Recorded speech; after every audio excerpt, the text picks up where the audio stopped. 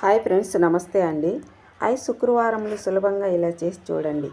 మీరు ఎలాంటి డబ్బుపరమైన సమస్యలు ఉన్నా అతి తొందరగా ఆ తల్లి తీరుస్తుంది. అది ఏం చేయాలి అంటే, రేపు శుక్రవారం కాబట్టి ఉదయాన్నే లేవగానే తలంటి స్నానం ఆచరించి శ్రీ మహాలక్ష్మి ఫోటో కానీ విగ్రహం కానీ ఉంటే ఆ తల్లికి పసుపు, గంధం, కుంకుమలతో అలంకరించి పసుపు వర్ణం లేకుంటే తెల్లటి వర్ణం లేకుంటే గులాబీ రంగు పువ్వులను తీసుకొని చక్కగా అలంకరించుకోండి.